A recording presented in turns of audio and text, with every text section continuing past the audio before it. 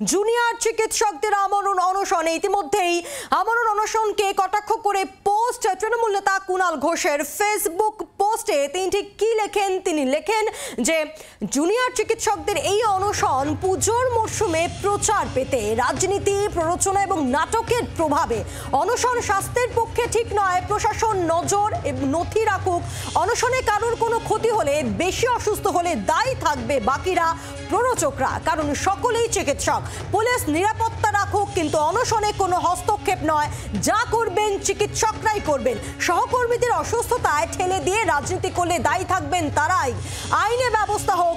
Jyoti Basu junior চিকিৎসকদের ধর্ণা police দিয়ে পিটিয়ে তুলেছিলেন, এই সরকারের সৌজন্যকে যারা অপব্যবহার করছেন ভালো মন্দ তারাই বুঝুন, এই পোস্ট কুণাল ঘোষের।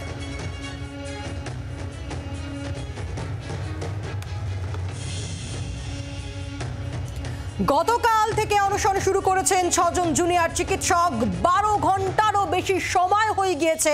এখন এই মুহূর্তে ঠিক কি ছবি ধরা পড়ছে অনশন মঞ্চে, সরাসরি চলে যাব। আমাদের সঙ্গে রয়েছেন আমাদের প্রতিনিধি রণয় তিওয়ারি, রয়েছেন আমাদের সঙ্গে।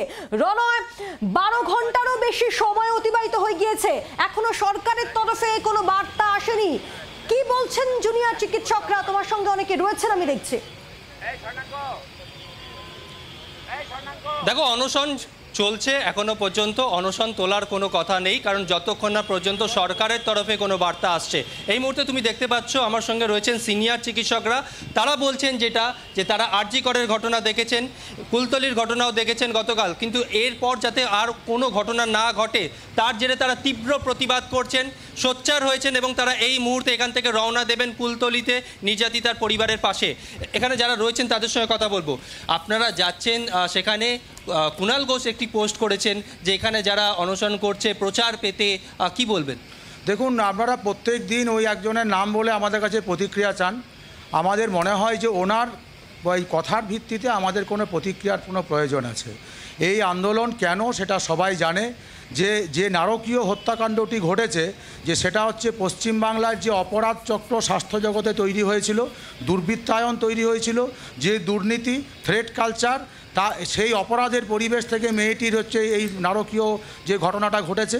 এবং একই রকম ঘটনা আমরা কালকে দেখলাম যে জয়নগরে, সেখানে হচ্ছে যে আমরা অভিযোগটা এলো যে সেখানে হচ্ছে পুলিশ যদি ঠিক সময় সক্রিয় হতো তাহলে হয়তো আমাদের এই ছোট্ট মেয়েটিকে এইভাবে হারাতে হতো না। একদমই, এখানে ডক্টর সুবর্ণ গোস্বামীকেও আমরা দেখতে পাচ্ছি, তার আগে আমি যাব।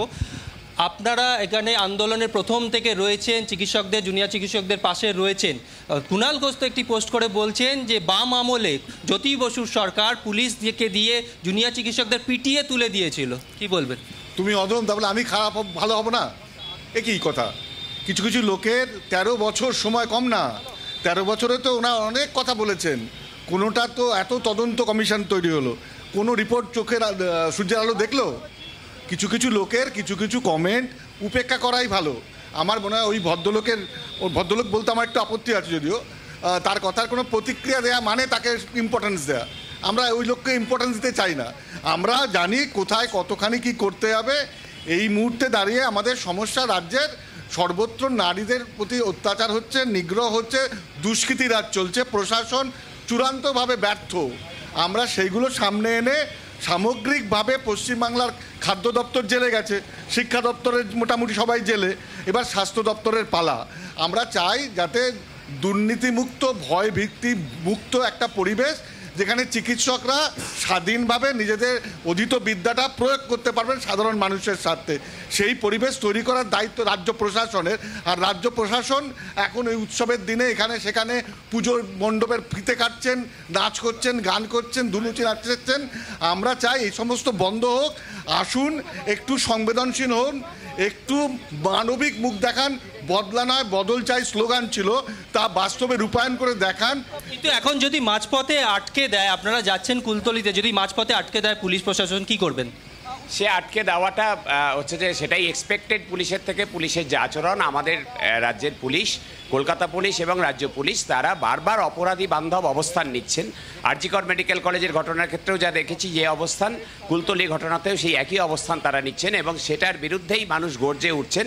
মানুষ চাইছেন যে একটা দুর্নীতি মুক্ত প্রশাসন, আইন যেখানে আইনের শাসন থাকবে, ন্যায় বিচার প্রতিষ্ঠিত হবে, এরকম একটা সমাজ চাইছেন। তার বিরুদ্ধেই আন্দোলন। এই কুণালবাবুরা এতদিন অবধি হচ্ছে যে কোনো প্রতিক্রিয়া দিয়েছেন যখন আর জি কর মেডিকেল কলেজ সহ বিভিন্ন জায়গাতে জাল ওষুধের চক্র চালাচ্ছিলেন তাদের দলের লোকরা। আশিস পান্ডেরা যতদিন লুটপাট চালাচ্ছিলেন কোনো প্রতিক্রিয়া দিয়েছেন? দেননি। কারণ হচ্ছে যে ওনাদের নির্দেশেই এইসবগুলো চলেছে।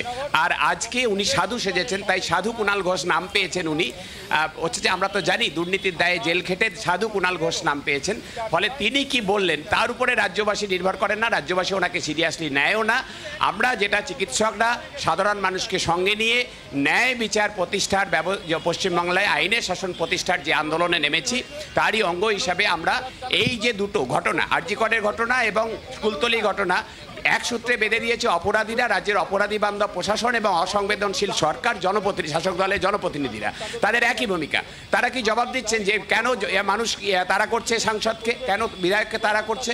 তারা কি তারা দিচ্ছেন যে কেন মানুষ পুলিশের বিরুদ্ধে কথা বলছেন, পুলিশ কেন এত আস্থা হারাচ্ছে?